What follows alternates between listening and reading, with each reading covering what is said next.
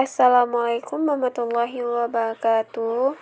Hai, apa kabar semuanya? Senang sekali saya bisa bertemu dengan kalian semua. Perkenalkan, nama saya Nova Molina dari Fakultas PAUD, ingin menyampaikan di poster perdana saya tentang perkembangan anak usia dini.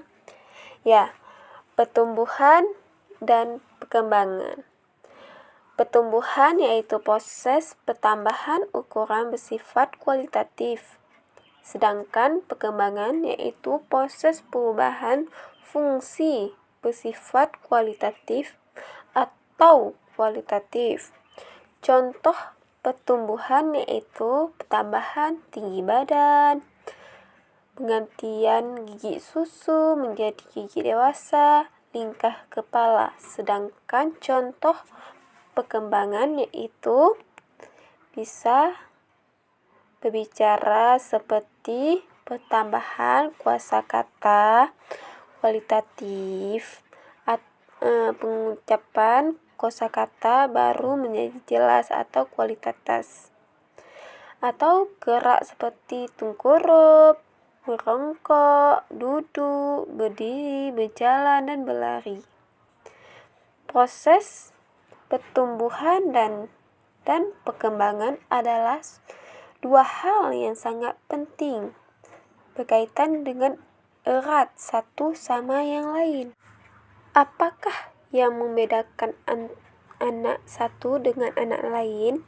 Yaitu kondisi fisik anak ketika lahir. Yang kedua, kesehatan dan gizi anak. Ketiga, pengasuhan dan perawatan yang diberikan oleh orang tua. Bagaimanakah anak tumbuh dan kembang? Adalah anak berkembang melalui beberapa tahap, di mana masing-masing tahap memiliki tugas perkembangan dan pertumbuhan yang berbeda-beda. Apa sih faktor-faktor yang mempengaruhi pertumbuhan dan perkembangan suatu anak? Yaitu internal dan eksternal.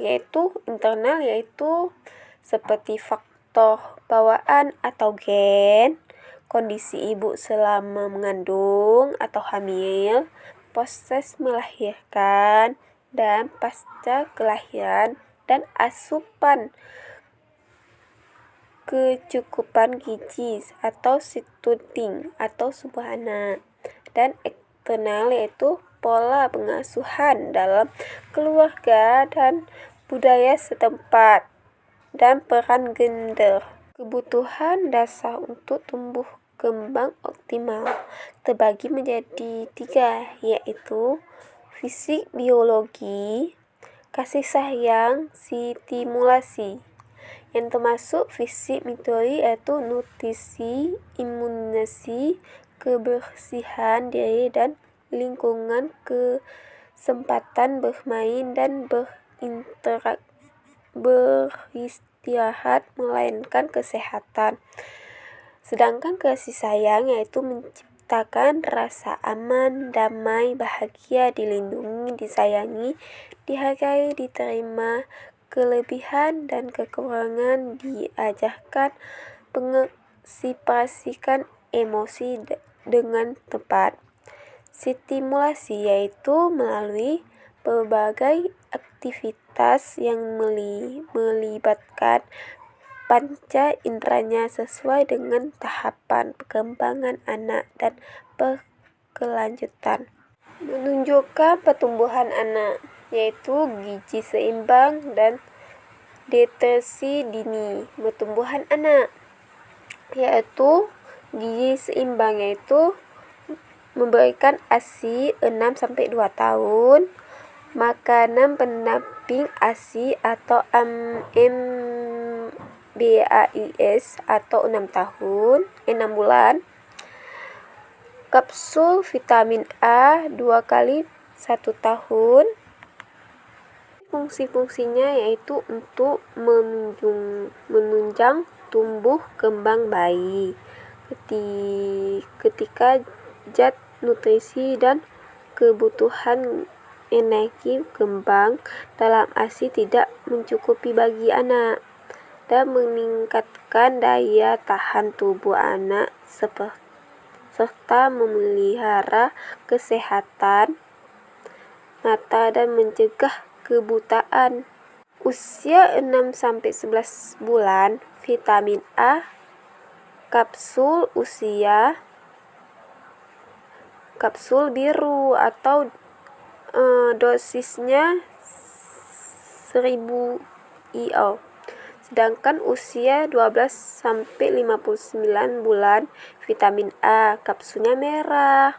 Apa sih deteksi dini pertumbuhan anak? Yaitu menimbangan dan pengukuran tinggi badan, imunisasi untuk meningkatkan kekebalan tubuh anak, pertolongan pertama pada anak. Manfaat mengenalan MBASI kepada bayi yaitu mendukung perkembangan pengindaannya, mengandalkan makanan dari waktu tutur, rasa, dan suhu, menundukkan tubuh kembang dan perkembangan sistem otak.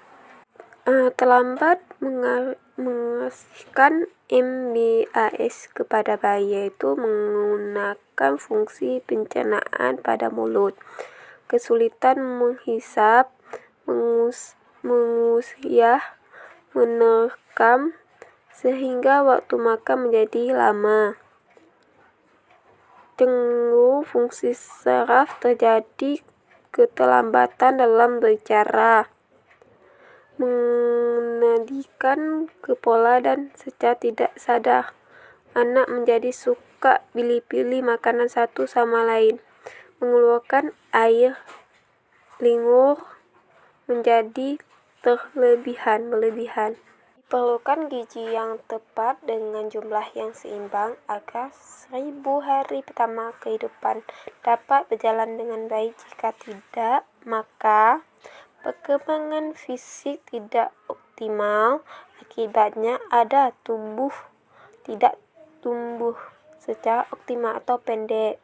Tidak optimalnya perkembangan organ metabolis akibatnya adalah pada saat dewasa nanti akan mudah terkena penyakit metabolis seperti hipertensi, diabetes, obesitas, penyakit jantung, dan selainnya. Tak tidak berkembang secara maksimal hari pertama kehidupan HPK. Fase penting pada 1000 HPK terbagi menjadi 270 hari selama masa kehamilan dan 730 hari setelah lahir atau 0-2 tahun. Apabila pada 1000 HPK kehidupan berjalan baik, maka ketika dewasa nanti kualitas kesehatan akan baik juga. 1000 HPK adalah periode kritis tumbuh kembang anak yang akan mempengaruhi kualitas kesehatan seumur hidup. Bandingan ukuran dan bentuk otak yaitu 1. Diterentarkan, 2.